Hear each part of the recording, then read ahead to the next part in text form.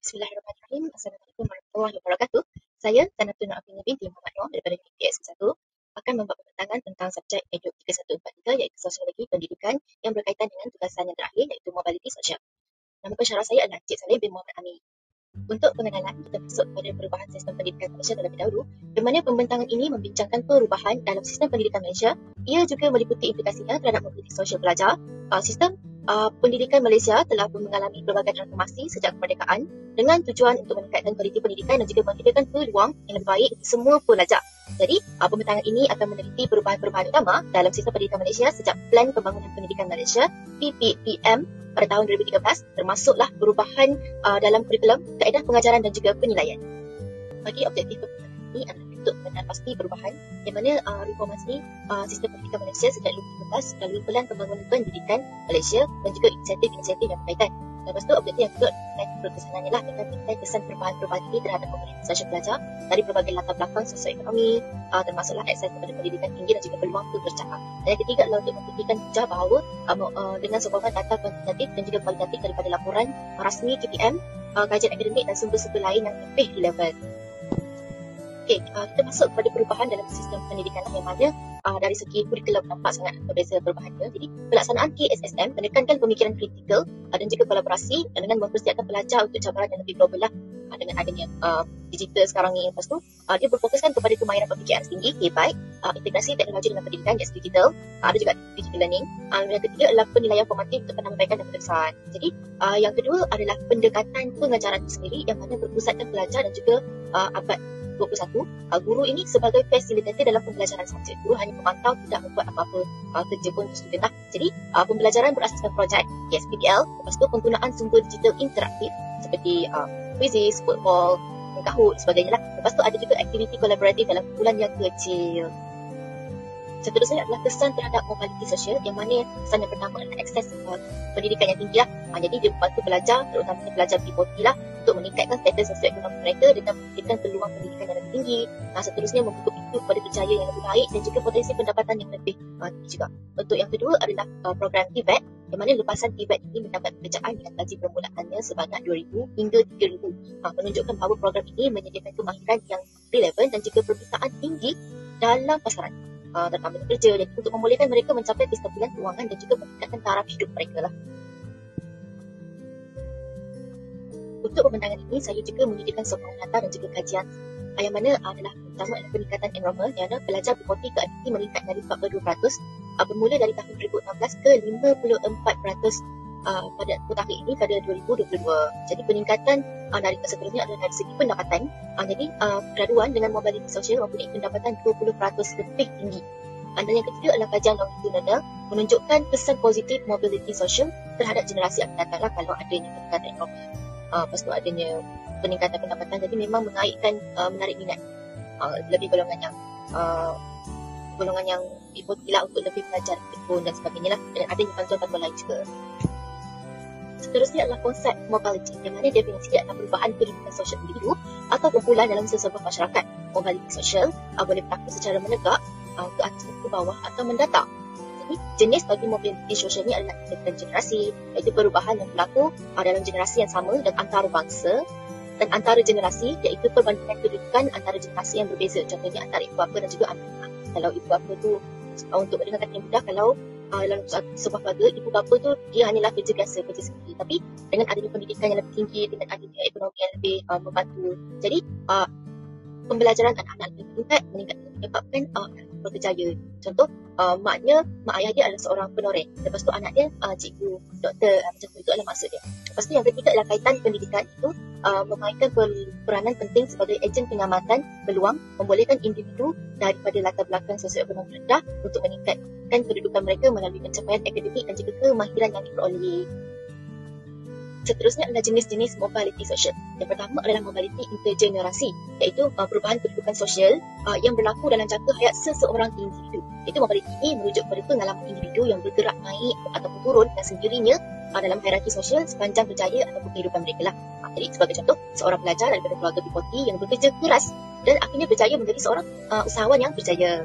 Yang kedua pula adalah mobiliti antargenerasi, iaitu perbandingan kedudukan sosial antara generasi ibu bapa dan juga anak-anak mereka. Mobility ini mengukur sejauh mana anak-anak mencapai kedudukan sosioekonomi yang lebih baik ataupun lebih buruk daripada ibu bapa mereka. Jadi sebagai contoh, anak seorang penari getah yang mendapat pendidikan tinggi dan berjaya menjadi seorang doktor. Kalau tak doktor pun, dia mungkin berjaya menjadi seorang tauqi penari getah sendiri. Seterusnya adalah pendidikan ini kita jadikan sebagai ejen yang mana terbahagi kepada tiga, iaitu pertama, peluang. Jadi dasar seperti beasiswa dan juga TVET ini membuka peluang kepada golongan yang kurang bernasib baik untuk melanjutkan pelajaran dan memperoleh kemahiran mereka. Jadi beasiswa membantu meringankan beban dari segi kewangan, manakala TVET menyediakan latihan praktikal untuk memenuhi keperluan industri. Jadi yang kedua adalah dari segi kejayaan, iaitu pendidikan membantu individu itu mencapai kejayaan ekonomi dan sosial melalui peningkatan pendapatan, pekerjaan yang stabil dan juga mobilitas sosial. Jadi individu berpendidikan juga lebih cenderung untuk menyumbang kepada masyarakat dan menjadi pemimpin yang berkesan. Dan yang ketiga adalah kesedaran. Jadi pendidikan meningkatkan kesedaran tentang isu-isu sosial, politik dan juga ekonomi serta menggalakkan pemikiran kritis dan juga inovatif. Jadi melalui pendidikan ini, masyarakat dapat membangunkan warga negara yang bertanggungjawab dan juga berpengetahuan yang tinggi. Seterusnya adalah bukti empirik yang mana bukti ini menunjukkan peratusan-peratusan lah. Jadi 2 kali peluang keluar dari kategori P40 selepas bekerja. 80% adalah graduan yang mendapat pekerjaan dalam bidang mereka dalam masa 6 bulan. Dan juga 15% peningkatan dalam pendapatan tahunan selepas 5 tahun bekerja. Seterusnya adalah kesan dasar pendidikan yang inklusif, yang mana dari segi bantuan keuangan. Berbagai bantuan keuangan seperti PPKM, dalam mahasiswa P40 dan juga MyBrain membantu meringankan beban pelajar daripada keluarga berpendapatan rendah untuk melanjutkan pengajian tinggi. Yang kedua adalah peluang pengajian.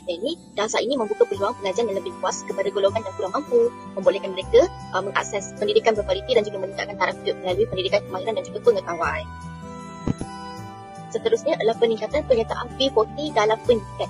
Sebanyak 54%, iaitu peningkatan penyertaan pelajar P40 ke IPT pada 2022 berbanding tahun 2018. Yang kedua adalah 80% kadar lulus pelajar P40 yang menerima bantuan keuangan dalam peperiksaan akhir. Jadi peningkatan ini menunjukkan keberkesanan program bantuan dan juga sokongan yang disediakan oleh kerajaan dan institusi pengajian tinggi. Usaha berkesan diperlukan untuk memastikan lebih ramai pelajar daripada golongan P40 mendapat akses kepada pendidikan tinggi dan juga berjaya dalam bidang yang mereka pilih. Ini adalah kemahiran TVET yang mana terdiri daripada 3 bahagian, iaitu yang pertama adalah latihan yang praktikal, jadi fokus pada pengalaman langsung dalam persekitaran kerja yang sebenar. Jadi yang kedua adalah kemahiran industri, iaitu memperoleh kemahiran yang relevan dan juga diperlukan oleh industri. Dan yang ketiga adalah kebolehpasaran, meningkatkan peluang untuk mendapat pekerjaan yang lebih baik. Seterusnya adalah kebolehpasaran graduan, yang mana merangkumi 90% graduan TVET yang mendapat pekerjaan dalam masa 6 bulan. Manakala 85% kadar pengekalan pekerjaan selepas 1 tahun dan juga 70% graduan bekerja dalam bidang yang berkaitan. Seterusnya adalah pendidikan digital yang mana yang pertama adalah pembelajaran sepanjang hayat yang menerusi platform seperti 5, Open Learning dan juga MOOC. Yang kedua adalah atasi halangan iaitu geografi dan juga ekonomi. Yang ketiga adalah kemahiran digital seperti untuk meningkatkan kemahiran dalam bidang teknologi. Dan juga yang keempat adalah inovasi pendidikan, iaitu menggalakkan penggunaan teknologi baru dalam pengajaran mereka. Ini adalah contoh kajian kes berdasarkan Ahmad. Jadi latar belakang Ahmad adalah pelajar P40 dari Kelantan. Ahmad berasal dari keluarga berpendapatan rendah di Kelantan. Dia itu menunjukkan potensi akademik yang tinggi sejak kecil lagi, tetapi menghadapi kekalangan kewangan untuk melanjutkan pelajaran pendidikan LPK. Jadi Ahmad dapat dari segi beasiswa adalah Yayasan Peneraju KL. Ahmad menerima beasiswa daripada Yayasan Peneraju itu untuk melanjutkan pengajiannya. Jadi beasiswa ini meliputi iuran pengajian, cara hidup dan juga keperluan akademik lain untuk membolehkan Ahmad fokus sepenuhnya pada pelajarannya. Jadi berdasarkan slide sebelum tadi, ini adalah perjalanan pendidikan bagi Ahmad. Jadi apa yang Ahmad dapat adalah yang pertama, berdasarkan pembiayaan yang penuh, iaitu Ahmad menerima pembiayaan penuh yang menampung iuran kajian dan juga kos sara hidup sepenuhnya. Yang kedua adalah bimbingan yang mentor, iaitu Ahmad dibimbing oleh mentor yang berpengalaman dalam bidang kejuruteraan. Seterusnya Ahmad mendapat latihan industri, iaitu Ahmad menjalani latihan di syarikat terkemuka untuk memperoleh pengalaman yang lebih praktikal lah.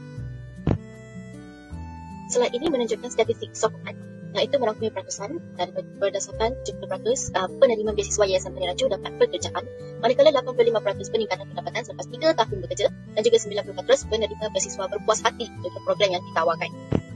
Berikut adalah data trend penyertaan P40 ke IPT yang bermula dari tahun 2016, iaitu merangkumi 40% graduan saja. Menunjukkan statistik yang meningkat pada tahun 2022, iaitu sebanyak 50 ataupun 55 ke atas something lah. Seterusnya adalah faktor penyumbang, iaitu yang pertama dari segi bantuan kewangan. Berbagai program bantuan kewangan seperti beasiswa dan juga pinjaman pendidikan membantu meringankan beban keuangan keluarga P40 untuk membolehkan mereka mengantar anak-anak mereka ke pengajian yang lebih tinggi. Yang kedua adalah based on TVET. Jadi program pendidikan latihan teknikal dan juga profesional TVET menawarkan kemahiran praktikal yang relevan dengan industri, meningkatkan kebesaran graduan P40 dan juga memberi mereka peluang berjaya yang lebih baik. Untuk yang ketiga adalah sokongan digital, iaitu inisiatif sokongan digital seperti penggunaan komputer riba, akses internet optimal dan juga latihan kemahiran digital membantu pelajar P40 memanfaatkan teknologi dalam pembelajaran untuk meningkatkan prestasi akademik mereka. Seterusnya adalah cabaran utama, iaitu yang pertama adalah jurang digital lah. Seperti yang kita ketahui, akses yang digital ini dia sangatlah terhad kepada teknologi dan juga internet di kalangan pelajar dan juga certain sekolah saja. Jadi yang kedua adalah kualiti guru. Guru ini ada juga guru yang kurang terlatih dan juga penggunaan teknologi pendidikan dan juga pedagogi yang terkini. Dan yang ketiga adalah infrastruktur sekolah sendiri, di mana kemudahan yang tidak mencukupi seperti makna komputer dan juga sambungan internet yang lemah di certain sekolah tersebut. Seterusnya adalah jurang digital luar bandar yang merangkumi peratusan, iaitu 52% kawasan luar bandar dan akses jalur lebar. Yang kedua adalah 48% penduduk luar bandar tanpa akses internet yang berkelajuan tinggi. Jadi jurang digital ini menghalang penduduk luar bandar daripada mengakses maklumat, pendidikan dan juga peluang ekonomi. Jadi usaha untuk memperluaskan liputan jalur lebar adalah sangat penting untuk merapatkan jurang ini dan juga meningkatkan kualiti hidup di kawasan luar bandar. Seterusnya adalah kualiti guru dan juga infrastruktur sendiri, yang mana 27% sekolah luar bandar dalam keadaan fiskal tidak memuaskan dan juga 45% guru tidak mempunyai latihan teknologi yang mencukupi.